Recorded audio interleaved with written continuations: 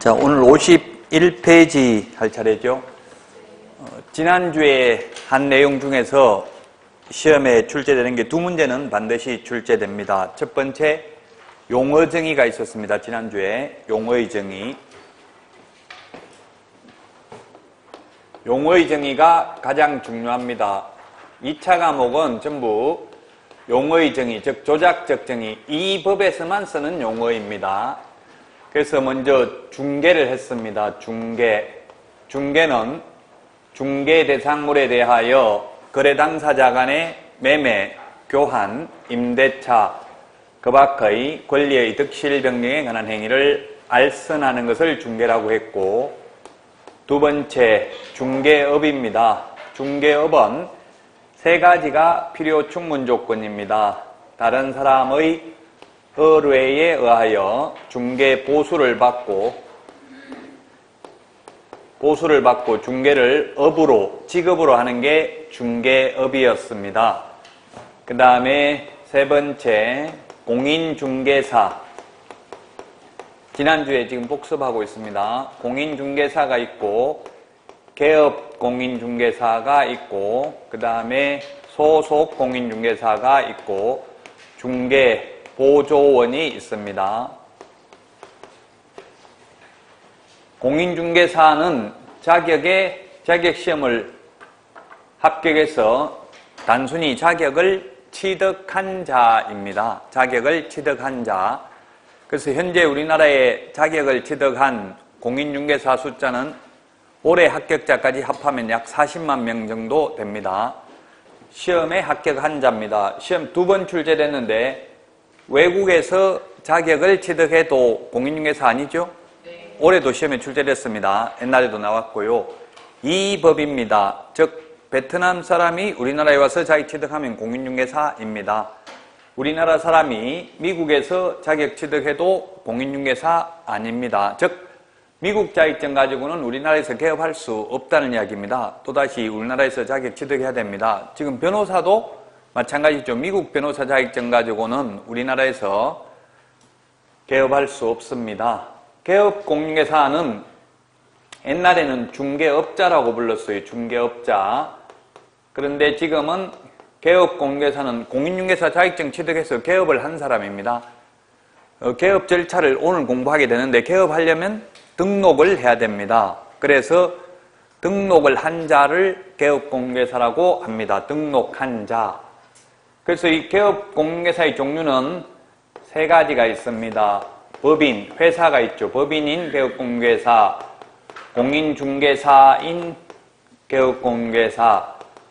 옛날에 복덕방 하다가 지금도 자격증 없이 기득권을 가지고 계속해서 중개업을 하고 있는 분들을 법부칙 제6조 2항의 규정에 의해서 중개사무소 개설 등록을 한 것으로 보는 자라고 부르는데 너무 길기 때문에 법조문에는 없지만 편의상 중개인이라고 부르겠습니다. 이 중개인은 자격증 없이 옛날에 복덕방 하다가 지금도 계속해서 중개업을 하고 있는 분들입니다.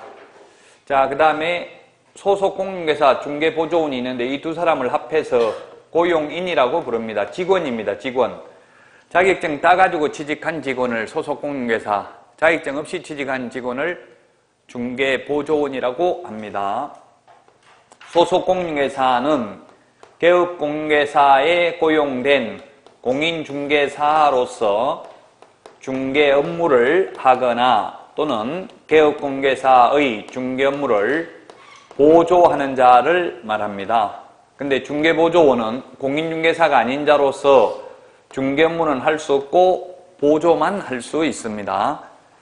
자, 용어 정의가 가장 중요합니다. 시험에 반드시 출제되고, 그 다음에 두 번째, 중개 대상물. 역시 시험에 반드시 한 문제 출제됩니다. 중개 대상물은 토지가 있는데 모든 토지가 다 중개 대상물에 해당되는 건 아닙니다. 개인이 사고 팔 수 있어야 됩니다. 따라서 국가 소유 부동산이나 지자체 소유 부동산은 중개 대상물이 될 수 없습니다. 거래의 대상이 될 수 없으니까. 자, 그 다음에 건축물이 있는데 건축물, 그 밖의 토지의 정착물이 있습니다. 이 건축물은 건축법상 건축물을 의미하는 것이 아니라 민법상 건축물을 의미한다. 법마다 쓰는 용어가 다 다르다고 했습니다. 그리고 현존하는 건축물뿐만 아니라 장래의 건축물, 미래의 건축물, 즉 동호수가 특정된 아파트 분양권도 미래의 건축물이다. 그 다음에 그 밖에 대통령령이 정하는 게 뭐가 있냐면 임목에 관한 법률에 의해서 등기된 나무를 임목이라고 부르고요. 그 다음에 공장재단, 광업재단이 있습니다. 이것을 중개대상물이라고 합니다. 중개대상물은 개업공인중개사만이 중개를 업으로 할 수 있습니다. 중개상물이 아닌 것은 우리 법의 규율 대상이 아닙니다. 예를 들면 자동차나 선박, 항공기 등은 중개상물이 아닙니다. 그래서 중개상물이 아닌 것은 누가 중개를 하고 돈을 받든 우리 공인중개사법에서는 관여하지 않는다는 이야기입니다. 아무나 중개하고 돈 받아도 상관이 없습니다. 자, 지난주에 강의한 내용, 여기 두 개가 반드시 시험에 출제되는 내용이고요. 그 다음에 목적은 시험에 이때까지 8번밖에 안 나왔습니다. 시험을 29번 봐가지고 1조 목적. 그런데 다시 한번 보도록 하겠습니다. 맨 먼저 있는 시험에는 잘 나오진 않지만 공인중개사의 업무 등에 관한 사항을 정하여 그 전문성을 제고하고 부동산 중개업을 건전하게 육성하여 국민경제에 이바지하는 것을 목적으로 합니다. 자, 그러면 이제 오늘 51페이지 공인중개사 제도입니다. 지난주에도 첫 시간 오리엔테이션의 공인중개사 제도에서 개략적으로 말씀을 드렸는데 내용이 굉장히 많습니다. 법 제4조부터 5조, 6조, 7조, 8조까지 해서 시험에 한 문제밖에 안 나옵니다. 그래서 중요도는 가장 낮아요. 4, 5, 6, 7, 8조 5개 조문에서 한 문제 나온다고요. 우리 공인중개사법이 총 51개 조문입니다. 51조까지 중에서 40문제 나오잖아요. 그러면 거의 이거 빼고 나머지는 거의 매 조문마다 한 문제씩 나온다 이 말이에요. 2조 용어정의 한 문제, 3조 중개사물 한 문제, 1조 목적은 4년에 한 문제 출제된다고 했습니다. 근데 이거는 5개 조문에서 한 문제밖에 안 나오니까 왜 그러면 이렇게 시험에는 잘 안 나오느냐 하면은 변별력이 없기 때문에 그렇습니다. 즉, 이 시험 보러 오는 분들은 60점 이상이면 합격이다 이런 걸 다 알잖아요, 기본적으로. 그래서 변별력이 없기 때문에 시험에는 많이 출제되지는 않는 파트입니다. 자, 그러면 52페이지 먼저 보겠습니다. 52페이지 공인중개사 정책심의위원회라는 게 있습니다. 정책심의위원회 설치입니다. 양가로 1번에 동그라미 1번 공인중개사의 업무에 관한 사항을 심의하기 위하여 국토교통부에 정책심의위원회를 둘 수 있다. 둘 수 있다 밑줄 치시고요. 시험에 둔다 또는 두어야 한다. X 이런 식으로 출제됐습니다. 시험 기출문제를 보면 둘 수 있다. 이 둘 수 있는 게 이명박 정부 때 바뀌었는데요. 취지를 좀 설명하면 지금은 처음이니까 이명박 정부 때 제가 잘한 거 기억나는 거 요거는 진짜 잘한 것 같아요. 둘 수 있다. 뭐 처음에는 잘했는데 이 노무현 정부 때 정책심의 각종 위원회가 우리 정부의 위원회가 한 500개 정도 있었다고 그래요. 그 위원회 이거 있으면 예산이 낭비되는 거죠. 사실은 돈을 줘야 되잖아요. 위원들 회의에 참석하면. 그래서 종전에는 노무현 정부 때까지는 둔다라고 돼 있었습니다. 반드시 두게 되면은 1년에 회의 한 번밖에 안 하는데 사무실 계속 만들어놔야 되겠죠. 그 직원도 있어야 되겠죠. 그럼 비용이 많이 들 거 아니에요. 그래서 이 위원회 너무 많다 해서 대통령직 인수위원회에서 이건 없애겠다 하다가 나중에는 기득권자들이 반발하니까 그냥 둘 수 있다로 바꿨습니다. 그래 놓고 이명박 정부 말기에는 위원회가 600개, 한 100개 오히려 더 늘었더라고요. 노무현 정부 때보다. 처음에는 어쨌든 개혁을 하려고 이걸 둘 수 있다로 바꿨습니다. 결론은 둔다라는 것보다 둘 수 있다라고 하면 예산을 평소 때는 안 두고 있다가 회의할 때만 나무 사무소를 한번 사용하면 되겠죠? 그럼 비용 절감을 할 수 있다는 뜻입니다. 그래서 시험에는 옛날에 둔다에서 둘 수 있다로 바뀌었기 때문에 시험에 둔다 또는 두어야 한다 이렇게 출제된다고요. 둘 수 있다라는 점을 주의하시기 바랍니다. 현재는 둘 수 있는데 두고 있죠. 자, 심의 사항이 4가지가 있는데 자격 취득에 관한 사항, 그 다음에 중개업 육성, 중개보수의 변경, 손해배상 책임 보장 등에 관한 사항입니다. 이 중에서 양가로 3번을 보면 자격 취득에 관한 사항의 경우에는 시도지사는 이에 따라야 된다. 시도지사가 뭐냐 하면 구체적으로 보면 특별시장, 서울특별시장, 그 다음에 6개 광역시장, 그 다음에 도지사, 그리고 제주특별자치도지사, 제주도만 특별자치도지사죠. 이걸 시도지사라고 합니다. 아마 나중에 되면은, 지금은 아닌데 나중에 되면은 세종특별자치시장도 여기에 포함될 겁니다. 그러나 지금 현행 공인중개사법상 세종특별자치시장은 시군구에 포함됩니다. 시군구.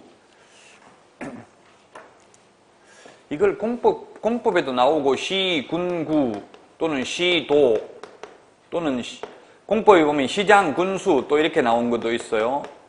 그러면 항상 법조문에는 보면 뒤에 구체적으로 적시해놨습니다. 시군구란 뭘 말하는가? 시군구라고 하면 시장, 군수, 구청장 이렇게 되는데 해놓고 이 뒤에 자치구의 구청장이 하나한다. 또는 시장 해가지고 구가 설치되어 있는 시의 시장은 제외한다. 이렇게 구체적으로 딱 법에 명시되어 있어요. 우리 공인중개사법상 시장, 군수, 구청장이라고 하면 모든 구의 구청장입니다. 예를 들면 성남시 분당구 뭐 이런 게 있습니다. 성남시 분당구, 수원시 팔달구 뭐 예를 들면 이런 게 있습니다. 그럼 우리 공인중개사법상은 이게 성남시도 시장에도 들어가고 분당구청장에도 들어가죠. 우리 공인중개사법은 무조건 전부 다 구가 있으면 구청장이 시군구입니다. 이 성남시장은 그래서 성남시장, 수원시장, 뭐 안산시장 우리나라에 한 13개 정도가 있어요. 천안시장, 청주시장, 포항시장, 창원시장 이런 사람들은 공인중개사법상 하는 일은 전혀 없습니다. 우리 공인중개사법상은 그 시군구 말씀드렸고 지금 시도를 말씀드렸는데 시도는 아무 말이 없으면 특별시장, 광역시장, 도지사, 특별자치도지사를 합해서 그냥 시도지사라고 불러요. 그러면 원주시장의 경우는 시도지사입니까? 시장 군수구청장입니까? 예, 시장 군수구청장에 들어가겠죠. 예, 시장 군수구청장, 울산시장, 대전시장 이런 경우는 시도지사에 들어가겠죠. 아무 말이 없어도. 그 다음에 공법 같은 데는 또 시장군수라고 나와요. 시장군수. 시장군수라고 하면 아무 말이 없으면 특별시장, 광역시장, 군수. 그럼 뭐가 제외된다는 얘기? 구청장이 제외된다는 얘기. 구청장. 예를 들면 도시계획 위반 결정, 뭐 예를 들면 도로 같은 거 만드는 거는 구청장은 못한단 말이에요. 서울에서 25개 구가 있는데 구청장이 다 해버리면 강남구에는 도로 넓게 만들고 강북구로 가면 도로 없어져 버리면 안 되잖아요. 그래서 도시계획 위반 결정 이런 거는 구청장은 못해요. 그래서 시장 군수라고 하면 구청장은 제외된다는 이야기예요. 공법에서는 시장 군수라고 하는 말 나오는 거 있죠? 구청장은 빠진다는 뜻이에요. 시장 군수라는 말에는. 이걸 좀 헷갈려 하는 분들이 계셔서 말씀드렸습니다. 근데 법조문을 자꾸 확인해 보면 돼요. 그 법조문, 그 스마트폰 어플 보기 좋아요. 플레이스토어에 들어가서 법제처라고 치면은 법제처 국가법령정보센터라고 있어요. 그걸 다운받아가지고 어플 찾아보면 공인중개사법, 공인중개사라고 치면 공인중개사 관련된 제목이 나온 법 이름이 다 떠요. 그러면 직접 자꾸 공법 같은 거 이런 거 자주 법조문을 찾아보는 게 기억에 오래 남더라고요. 저도 시험 공부를 해봤는데 옛날에. 그래서 자꾸 법조문 찾아보고 잊어먹고 찾아보고 잊어먹고 이게 중요하다고요. 네. 거듭되는 고통을 받아야 시험 보는 날 가슴 벅찬 희열을 느낄 수 있어요. 자, 그래서 결론은 양가로 3번 이게 시험에 출제됐는데 뭐가 어떻게 출제됐냐면 기출문제, 재작년 기출문제에 보면 작년 기출문제는 올해가 지금 시험 봤으니까요. 중개보수에 관한 사항을 심의 의결한 경우 시도지사는 이에 따라야 된다. X로 나왔어요. 중개보수는 안 따라도 돼요. 뭘 따라야 된다? 자격 취득에 관한 사항은 따라야 된다. 그 말은 무슨 말이에요? 원래 시도지사가 시험 시행기관이지만 시도별로 문제 다르게 출제해서는 안 된다는 얘기죠. 쉽게 말하면 이 정책심의위원회에서 말하면은 난이도 조절을 어떻게 해라, 몇 명 뽑아라 하면 그대로 따라야 된다 이 말이에요. 쉽게 말하면. 근데 보수는, 즉 옛날에는 중개 수수료라고 불렀는데 지금은 보수로 바뀌었죠. 올해부터 보수로 바뀌었어요.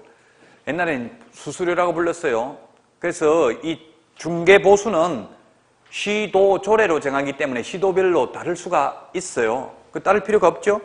시도 조례로 정한다 이렇게 돼 있잖아요. 주택인 경우 중개 보수가. 그래서 시도별로 다를 수 있기 때문에 시험에 작년에 출제됐다고요. 중개 보수에 관한 사항을 심의 의결한 경우 시도 예산은 이에 따라야 된다. X입니다.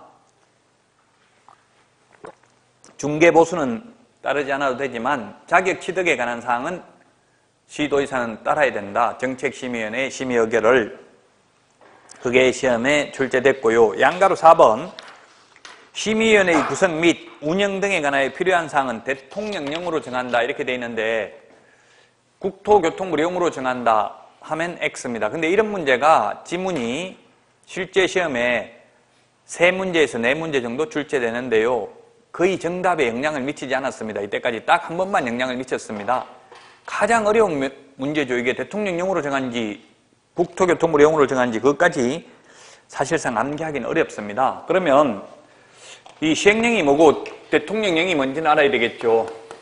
시험에 직접 출제되지는 않지만 사전 배경 지식을 말하는 겁니다. 규범의 순서가 우리나라에서 가장 상위의 규범이 헌법입니다. 헌법 밑에 법률이라는 게 있고요. 법률이 있고 그 다음에 시행령, 시행규칙, 그 다음에 조례 이런 말들이 이제 계속 나오게 될 겁니다. 앞으로. 근데 헌법이라는 말은 뭐 나오진 않아요. 나오진 않지만 가장 상위의 규범입니다. 그래서 이 상위의 규범에 위반된 하위 규범은 무효입니다. 효력이 없습니다. 헌법에 위반된 법률은 효력이 없죠. 그러면 만약에 조례가 법률에 위반됐다면 그 조례는 무효입니다. 효력이 없습니다. 그럼 법률이라는 건 뭐냐면 법률은 국민이 만드는 게 법률입니다. 원래 법이라는 것은 한자로 보면 삼수자, 물수자죠. 물수자에 갈 것자, 물 흘러가듯이 순리대로 하는 게 법이에요. 원래는. 제가 어릴 때는 그렇게 알고 있었는데 커서 법을 공부해보니까 법은 통치, 이데올로기더라고요. 가진 자가 못 가진 자를 지배하기 위한 수단일 수도 있어요. 법이 꼭 진리는 그래서 아닐 수도 있다는 얘기예요. 우리 입법은 국회의원들이 만들잖아요. 지금 현재 국회의원들이 자기 당에 유리하게 하려고 하고 이런 게 있잖아요. 자기 지지층을 유리하게 하려고 하고. 그래서 꼭 진리가 아닐 수도 있다는 얘기. 무조건 법이 정의는 아닐 수도 있다 이 말이 정의일 수도 있지만 어쨌든 법이라는 그 어원은 순리대로 물 흘러가는 대로 하는 건데 원래 법률은 국민들이 만들어야 되는데 직접민주주의, 그리스 아테네 시대 때는 직접민주주의니까 국민들이 만드는데 지금은 대의민주주의 또는 간접민주주의라고 합니다. 우리나라는 지금. 그래서 전 국민이 만드는 게 아니라 국민을 대표한 국회의원들이 만들고 있죠. 지금 300명이. 그래서 국민을 대신한 국회에서 법률은 만들고 있습니다. 대의민주주의, 대신하는 거예요. 국민을 대신해서. 자, 그 다음에 시행령이라는 게 뭐냐면 시행령이라는 말은 명령의 줄임말입니다. 이건 대통령 명령입니다. 대통령령입니다. 대통령령, 시행규칙은 각 부 장관 명령입니다. 각 부서 장관의 명령을 부령이라고 하는데 우리는 주무부서가 국토교통부이기 때문에 국토교통부령이라고 합니다. 공법에는 다 주무부서가 다르면 다를 수도 있겠죠. 농림수산식품부가 부서 이름이 하도 많이 바뀌어서 좀 헷갈리는데 이러면 농림식품부령 이렇게 되겠죠. 만약에 농지법이라면 그 부서 장관이 부령, 장관 명령입니다. 그래서 그럼 대통령이나 장관이 무조건 마음대로 명령을 할 수 있느냐? 아닙니다. 반드시 법률의 위임이 있어야 됩니다. 이러이러한 것은 대통령령으로 정한다. 조금 전에 있었죠? 그런 경우만 대통령이 명령을 할 수 있습니다. 자, 그래서 이 법률에 위반된 대통령령은 무효죠. 그래서 대통령령은 대통령이 만들 수 있습니다. 국회 통과시킬 필요가 없어요. 그래서 보면 대통령령으로 국회 통과되기 어려운 거는 대통령령으로 하는 경우도 있더라고. 지금 현 정부에서도 보니까 대통령령으로 만든 게 있었어요. 뭐가 있었냐면 예를 들면 옛날에는 주택법에 있었어요. 법률에. 이명박 정부 때 주택에 주택법에 있던 게 지금은 현 정부에 와서는 대통령령으로 바뀐 게 있어요. 그게 뭐냐면 올해 9월 26일 날 바뀐 게 3억 이상 투기과일지구에서 3억 이상인 경우 자금 조달 계획과 실입주 여부를 신고해야 되는 게 대통령령으로 도입됐어요. 이번에. 옛날에는 그게 주택법에 있었거든요. 법률에. 근데 만약 지금 법률을 통과시키려고 하면 또 여야 막 싸우고 힘들겠죠. 그래서 시행령으로 만들었습니다. 이번에. 그래서 국회 통과시킬 필요 없이 지금 시행되고 있죠. 원주는 상관이 없는데 3억 이상인 경우 자금 조달 계획, 서울 같은 데 다 해당되는데 자금 조달 계획을 내라고 하면 뭐예요? 편법으로 증여하는 거, 자식 이름으로 사주고 이런 게 힘들겠죠. 이제 자식 이름으로 사줬으면 세금을 정당하게 내야 돼요. 근데 현실적으로는 거의 세금 안 내고 자식 명의로 사고 이런 게 많았잖아요. 자, 어쨌든 시행령, 시행규칙이라는 게 있고 법률이 우리나라에 아까 우리 공인중개사법이 51개 법률이 있고요. 그 다음에 38개, 시행령이 38개, 그 다음에 시행규칙이 한 29개 이 정도밖에 안 됩니다. 그래서 다 합해봐야 한 118개 조문 정도밖에 안 돼요. 우리 공인중개사법은. 공인중개사 법령이죠. 118개밖에 안 돼요. 공법 같은 경우는 한 2,000개도 넘어요. 그래서 이건 공부할 분량이 작아요. 그 대신에 장단점이 있어요. 공법은 분량이 많기 때문에 말장난하는 거는 거의 없어요. 내용을 알면 정확하게 풀 수 있어요. 근데 공인중개사법은 법 조문이 몇 개 안 되다 보니까 말장난이 굉장히 심해요. 그래서 뭐 아까 뭐 하해야 한다, 할 수 있다, 뭐 이런 거 할 게 없으니까 이런 거 가지고 말장난을 하기 때문에 의외로 또 점수는 정확하게 공부를 안 하면 안 나올 수 있어요. 내용이 몇 개 안 된다 생각하기 때문에 쉽게 생각하다 보면 안 나올 수가 있어요. 정확하게 알아야 돼요. 공법은 내용이 많기 때문에 어느 정도 감만 잡고 있어도 풀 수 있는 경우도 있어요. 내용이 많다 보니까. 과목의 특성이 조금씩 있다는 이야기예요. 자, 법률, 시행령, 시행규칙을 합해서 법규명령이라고 합니다. 법규명령이라고 부르고요. 그 다음에 법률과 이 법규명령을 합해서 법령이라는 말을 씁니다. 법령. 그래서 공시법이라고 안 하고 시험 과목에 보면 공시법령 뭐 이런 말을 쓰는 경우 봤죠? 공시법령이라는 말은 법뿐만 아니라 시행령, 시행규칙도 시험에 나올 수 있다는 걸 암시하는 거죠. 근데 또 학자들에 따라서는 법령을 또 그냥 법률이라고 포괄적으로 말하는 경우도 있기는 합니다. 원칙은 법령이라고 하면 법률, 시행령, 시행규칙을 포함하는 개념이다. 조례라는 거는 지방의회에서 만드는 겁니다. 지방의회에서 만드는 게 조례입니다. 그래서 시군구 조례라고 하면 시군구 의회 의원들이 만드는 거고, 시도조례라고 하면 시도의회 의원들이 만드는 걸 말하죠. 그래서 우리 중개보수는, 주택에 대한 중개보수는 시도조례로 정하고 있어요. 시도조례로.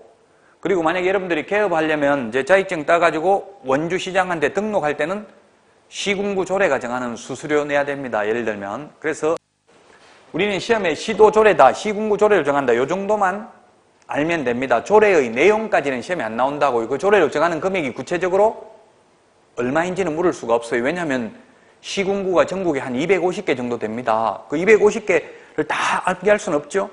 이 시군구 조례로 정한다, 이 내용까지만 알면 되지, 구체적으로 뭐 그러면 등록할 때 10,000원 내냐 20,000원 내냐 이건 몰라도 된다 이 말이에요. 마찬가지 시도조례로 정하는 것도 우리나라에 16개 시도가 있잖아요. 그래서 시도조례가 구체적인 내용은 몰라도 된다고요. 뭐 예를 들면 중개보수율이 강원도 조례는 0.4%고 경기도 조례는 0.5%고 이런 거 암기할 필요 없다는 이야기예요. 그냥 어느 조례로, 시도조례로 정하는지 시군구 조례로 정하는지만 알면 되지, 구체적 내용은 16개를 다 할 수가 없는 거잖아요. 다른 과목도 마찬가지예요. 공법에서도 이를테면 용적률, 건폐율, 시군구 조례로 정한다 이렇게만 되면 되지, 그 시군구 조례 구체적으로 몇 프로인지는 알 필요 없어요. 구체적 내용은 국토교통부령까지만 알면 돼요. 조례는 왜? 지자체별로 다를 수가 있기 때문에 그렇습니다. 자, 그래서 기본 개념, 지금 시행령으로 정한다, 대통령령으로 정한다는 말이 나왔기 때문에 대통령령이 무엇인지를 말씀드렸습니다. 자, 그러면 양가로 5번 심의위원회 구성인데요. 심의위원회 위원장은 국토교통부 제1차관이 됩니다. 국토교통부 제1차관. 단순히 암기하는 내용이죠. 국토교통부 장관이 아니라 국토교통부 제1차관입니다. 심의위원회 위원장은. 자, 그 다음에 위원은 다음 각 호 어느 하나에 해당하는 사람 중에서 장관이 임명하거나 위촉한다. 각 호라고 했는데 호, 이게 또 그냥 지금 시험에는 안 나와요. 호가 뭔지. 그러나 항, 제1항 법을 보면은 여러분들 나중에 법제처 그 법령정보센터에 들어가서 확인할 수 있겠지만 제1항은 제1항 이렇게 적혀져 있습니다.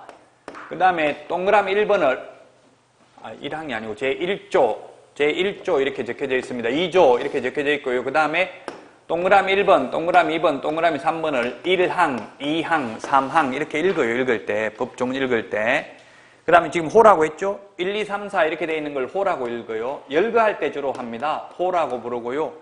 그 밑에 분류할 때 이제 가, 목, 다, 나, 다라고 하는데 이걸 가, 목, 나, 목, 다, 목 이렇게 부릅니다.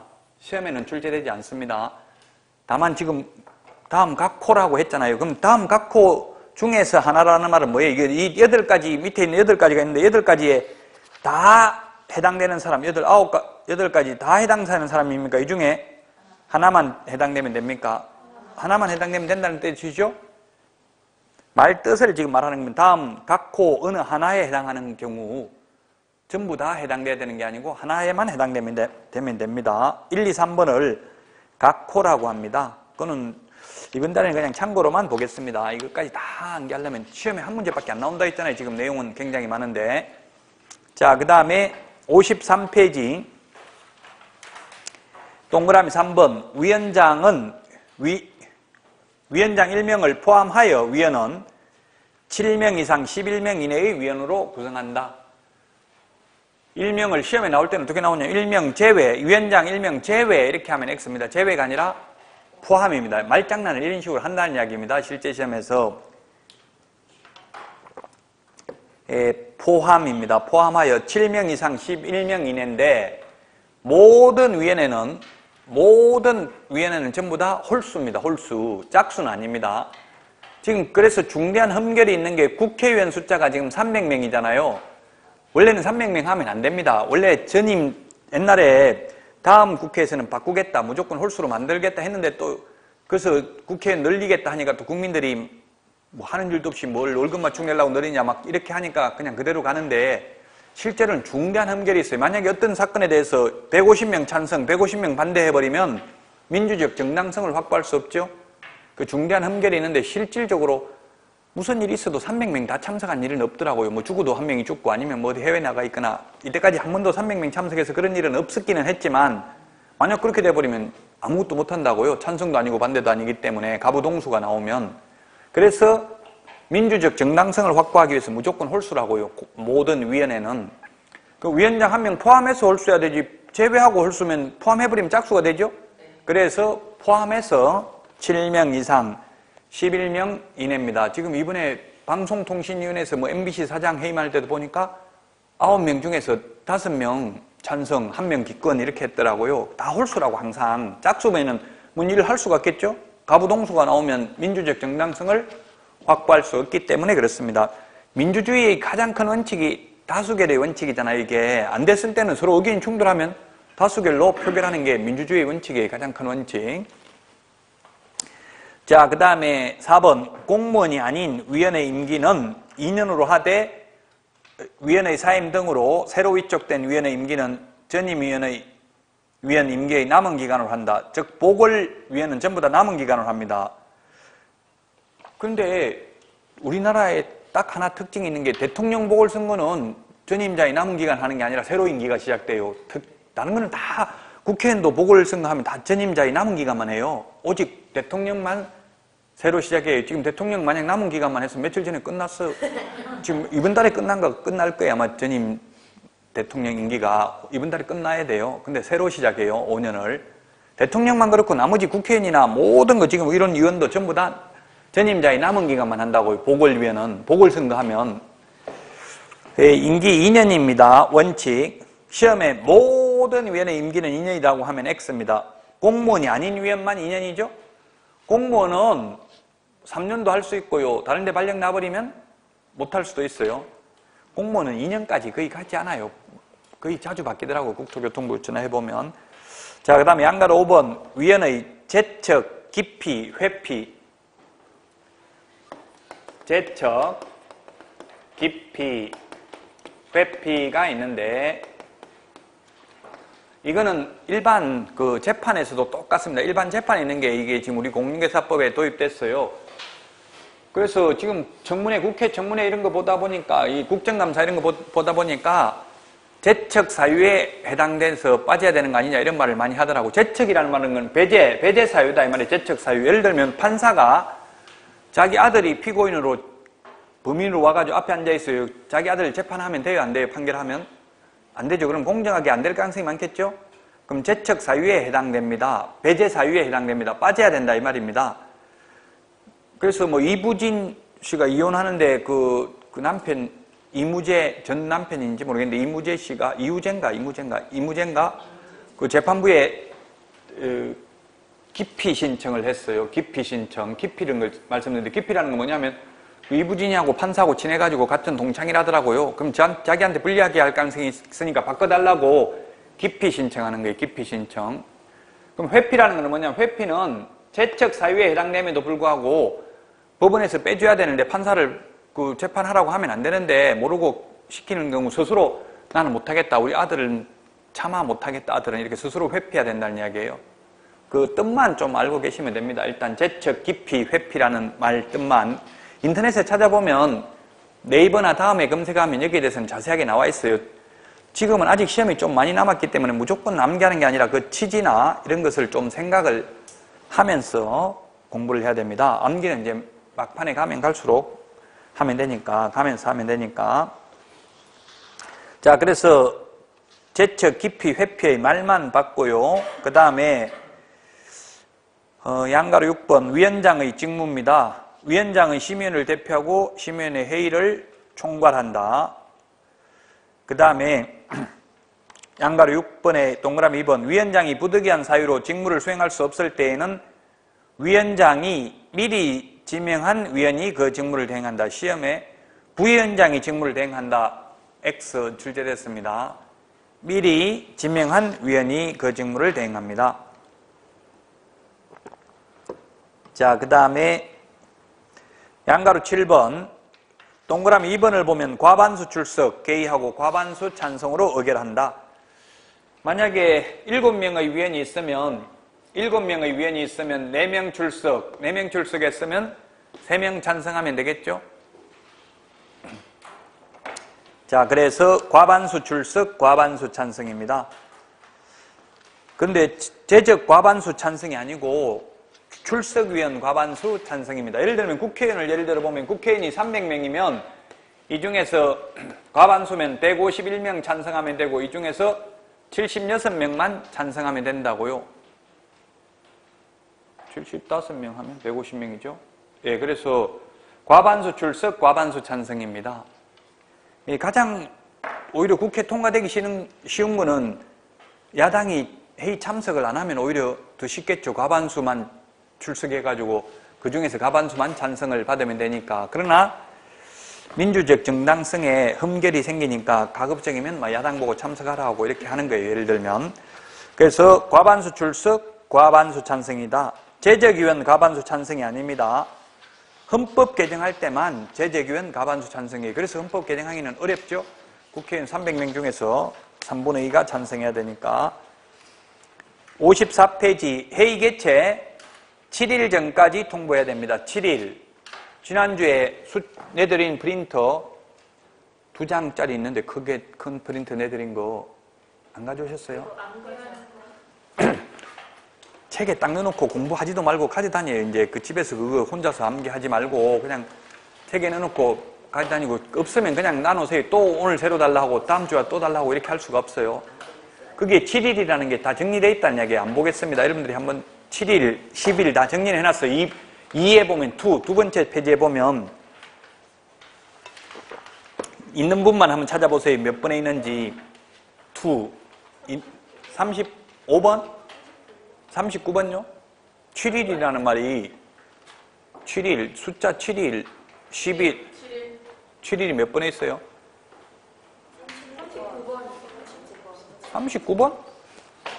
주보세요. 39번 아니? 39번, 39번에 있네요. 39번에 거기 몇 번에 있어요? 39번에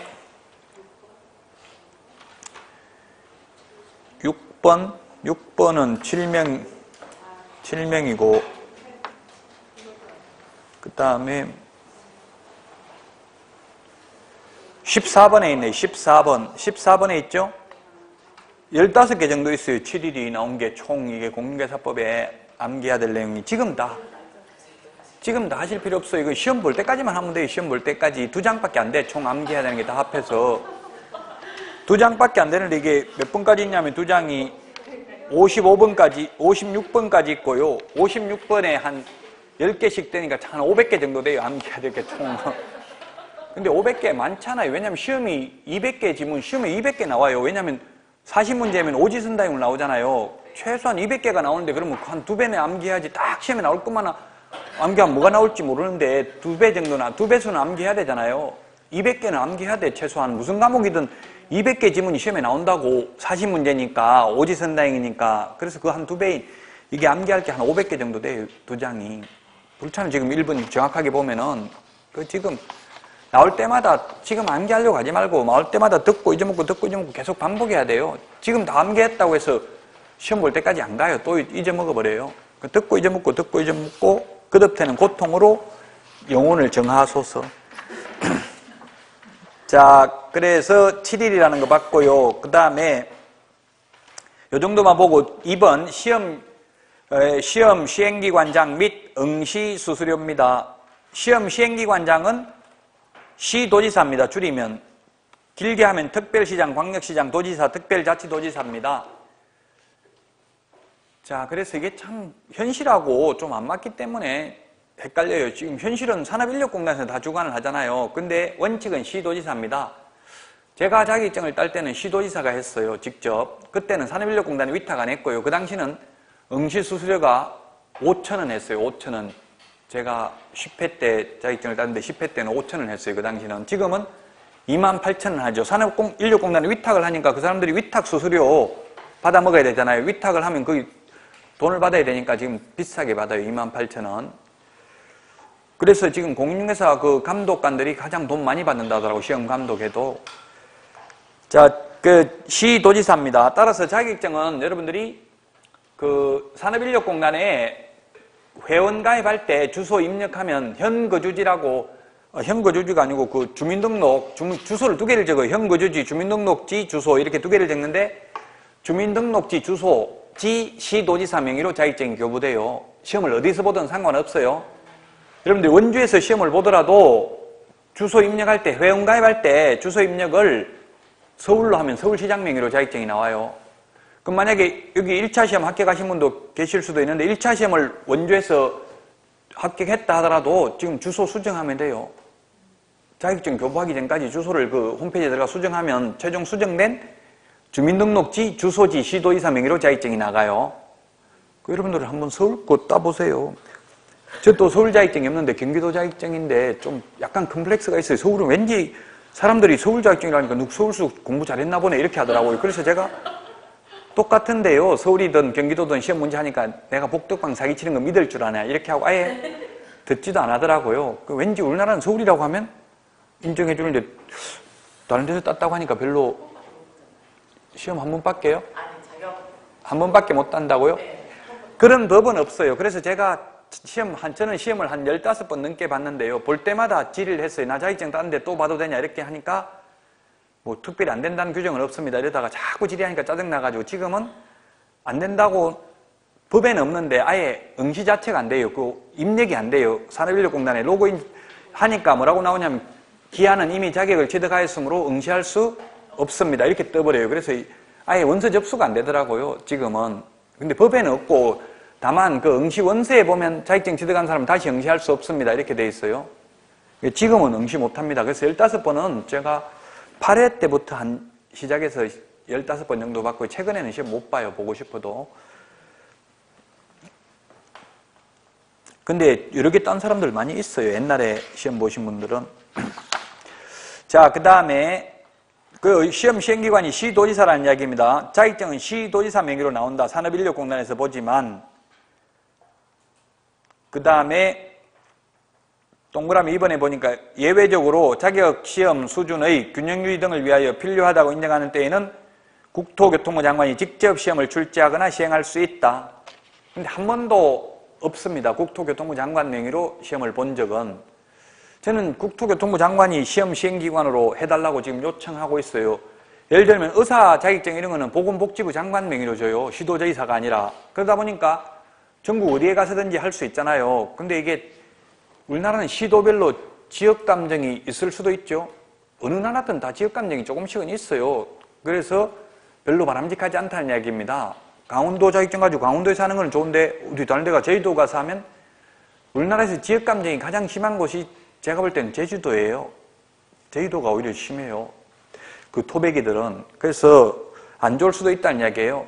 어디서 외지에서 들어가지고 뭘 여기서 하려고 하냐 이런 식으로 해서 왕따시키고 이런 경우가 있을 수 있어요. 그래서 바람직하지 않은데 어쨌든 한 번도 장관 명의로 자격증을 준 적이 없다. 모두 시도지사 명의로 자격증이 교부됐습니다. 근데 시도지사는 시험을 위탁할 수 있습니다. 산업인력공단 등에 현재는 위탁되어 있습니다. 그 다음에 55페이지 양가로 3번 응시수수료입니다. 시도조례 가정하는 수수료 내야 됩니다. 동그라미 2번 장관이 시행하는 경우는 장관이 결정 공고하는 수수료 내야 되고요. 동그라미 지금 현재는 동그라미 3번에 대한 수수료 내고 있습니다. 즉 산업인력공단에 위탁을 한 경우에는 위탁받은 자가 위탁한 자의 승인을 얻어서 결정 공고하는 수수료를 내야 되는데 그 수수료가 현재 28,000원입니다. 시험에 28,000원이라는 말은 안 나오겠죠. 그냥 결정 공고한 수수료. 자, 그 다음에 양가로 4번 응시수수료 반환입니다. 옛날에는 이게 반환하지 않았는데 KBS 시민보 기자가 기획 취재를 했습니다. 저도 인터뷰했었어요. 이게 텔레비전에 나오는 인터뷰가 다 짜고 치는 거더라고요. 저는 그냥 갑자기 길 가는 사람 인터뷰하는 줄 알았는데 사전에 인터뷰하겠다 며칠 전에 연락 왔더라고요. 그래서 뭐 하냐 물어보니까 시험 원서 내놓고 시험 보러 안 가는데 응시 수수료 반환 안 해줘가 너무 억울하다. 이걸 좀 리얼하게 해달라 하더라고요. 근데 제가 거짓말을 못하는 사람이거든요. 그냥 하다 보니까 이게 뜨듬뜨듬하고 잘 안 되더라고요. 그런 적이 없는데 그렇게 하니까 거짓말을 하니까 이게 얼굴이 나타나고 안 되더라고요. 그래서 9시 뉴스에 여자분하고 둘이 했는데 저는 잘리고 안 나오더라고요. 다른 사람만 나오고 인터뷰한 게 너무 어색하게 해가지고. 어쨌든 그게 막 KBS에 나오고 나니까 이제부터는 돌려주는 걸로 바꿨어요. 옛날에 안 돌려줬어요. 시험 보면 응시 원서 내면 끝이었어요. 돈 안 돌려줬어요. 근데 지금은 시험 보러 안 가면 돌려준다고요. 일부. 근데 여러분들은 돌려받을 생각 하면 안 돼요. 지금 그래서 1차만 보면 1차 수수료만 내면 되고 2차까지 보려면 다 내야 되는데 지금 현재 시험을 약 30만 명 넘게 봤다고 돼 있는데요. 1, 2차 같이 본 사람이 10만 명밖에 안 돼요. 나머지는 1차만 본 사람이 많고 2차만 본 사람이 한 2만 2천 명 정도 됐어요. 그래서 학원 다닌 사람 2차 응시자 대비하면 합격률이 30% 넘는다고 했죠. 그 원서 접수만 해놓고 전부 1차만 보고 이렇게 한다는 이야기예요. 여러분들은 지금부터 1, 2차 같이 봐야 돼요. 같이 보는 게 훨씬 쉬워요. 왜냐하면 2차 시험에도 1차 과목이 1차 시험에도 2차 과목이 나와요. 예를 들면 학개론 시험에 공법이 몇 문제씩 나오고 이렇게 한다고 상호 연계되어 있다고. 요즘 시험 출제 경향이 통합 교과형 문제입니다. 딱 한 과목만 연결되는 게 아니고. 그래서 가급적이면 같이 보는 게 좋습니다. 어쨌든 일부 돌려주는 경우도 있다는 건데 거기에 보면은 양가로 4번에 동그라미 3번입니다. 시험 시행일 10일 전까지 접수하지 못한 접수를 취소하는 경우, 구체적으로 그 맨 밑에 박스에 있네. 맨 밑에 박스에 4번에 보면 원서 접수 마감일 다음 날부터 7일 이내 접수를 취소하면 60% 돌려주고요. 5번 원서 접수 마감일 다음 날부터 7일이 경과한 날부터 시험 시행일 10일 전까지 취소하면 50% 돌려준다. 근데 보통 한 10일 전까지는 시험 보려고 생각하다가 계속 모의고사 보고 점수도 안 나오면 언제 포기해? 주로 한 일주일 전에 많이 포기하거든요. 일주일 전에 뭐 멍 때리고 가다가 교통사고 나가지고 입원하고 이런 분들 많아요. 그러면 핑계 댈 수 있잖아요. 내가 실력은 있는데 입원한다고 시험 못 봤다. 이렇게 하는 경우도 많아요. 그래서 만약에 여러분들이 불합격하면 배우자가 물으면 뭐라고 해야 되나? 과락 나와서 불합격했어요. 그러면 진실로 과락 나왔다고 말해야 돼? 아니면 한 문제 때문에 떨어졌다고 해야 돼요? 아니면 어떤 분은 또 심지어 1차 합격했다고 거짓말 하더라고. 1차만 합격했다. 어떻게 해야 되냐고 배우자가 물으면 뭐라고 할 거예요, 여러분은? 만약에 과락으로 떨어졌어요. 그럼 진짜라고 진실대로 과락 나왔다. 아니면 한 문제 때문에 떨어졌다. 거짓말. 아니면 1차는 합격했다. 그렇게 거짓말 했다가 적발되면 못 살아요. 너 인간 이때까지 살면서 다 쏘겠지. 이렇게 해가지고. 신뢰가 깨지면 살 수 없죠, 부부간에는. 예, 거짓말 하면 안 돼요. 그렇다고 과락 나왔다 하면, 그래, 인간아, 네가 그럴 줄 알았다. 네가 돌대가리 머리가 좋냐, 공부를 잘하냐, 잘하냐, 뭐 잘하냐, 밥을 잘하냐, 뭐 잘하는 게 뭐 있냐, 이렇게 한다고 또 완전 개무시해. 그렇게 또 말하면, 진실대로 말하면. 그래서 어떻게 되냐면, 과락 나와서 불합격하면 미리 밥 챙겨 먹고 배우자 오기 전에 이불 덮어쓰고 들어 누워있어. 그러면 왜 그런데 와서 물으면 나가라, 혼자 있고 싶다. 이렇게 이야기해야 돼. 그러면 싹싹 빈다고 배우자가 왜 그러는데 그 시험에 뭐가 중요하냐. 우리 행복하게 살면 되지. 이렇게 싹싹 빌면 마지못해서 한 3일 버티다가 나오면 돼요. 그러면 절대 못 물어요. 몇 점 받았는지 이런 거. 거짓말은 하면 안 된다고요. 사람이 살면서. 자, 그 다음에 56페이지 이 시험 시행 및 공고부터 쉬었다가 하도록 하겠습니다.